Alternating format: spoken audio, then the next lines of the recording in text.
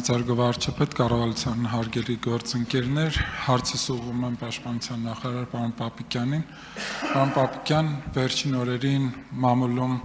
տեղեկություններ են շրջանառվում ռազմաարդյունաբերական ընկերությունների հետ նոր եռամսյա պայմանագրերի կնքման գործընթացի իբր ձգձգումների վերաբերյալ։ Սա որոշակի մտահոգություններ կարող է առաջացնել կամ առաջացնում է ոլորտի մասնագետների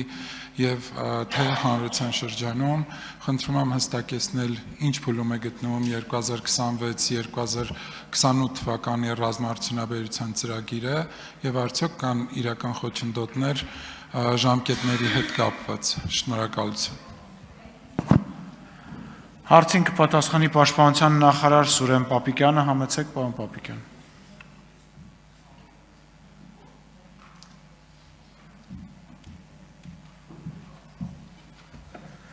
Շնորհակալ եմ հարցի համար, պարոն Բաքոյան։ Երեկ Պաշտպանության նախարարությունը հանդես է եկել պաշտոնական հաղորդագրությամբ, որտեղ պարզաբանել է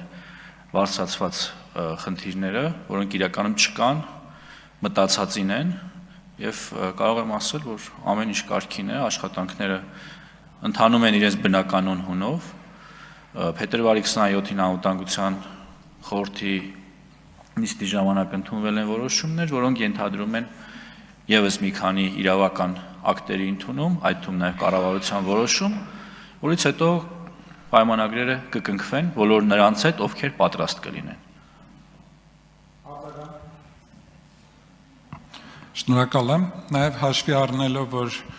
նախանշված բյուջեն բավականին տպավորիչ է, ավելի քան 150 միլիարդ դրամ, հետաքրքիր է ինչ շեշտադրումներ ունի նոր ծրագիրը, մասնավորապես ինչ նոր տեխնոլոգիական ուղղություններ են առաջնահերթ համարվելու եւ արդյոք նախատեսվում է տեղական արտադրողների մասնաբաժնի եւ ներգրավվածության ընդլայնում նախորդ տարիների համեմատ։ Շնորհակալ եմ։ Խոսքը վերաբերում է 150 միլիարդ դրամին, ավելի քան, որը ամբողջությամբ վերաբերում է միայն տեղական արտադրությանը։ Սա այլ գնումներին չի վերաբերում, պարոն Բաքոյան։ Շնորհակալ եմ։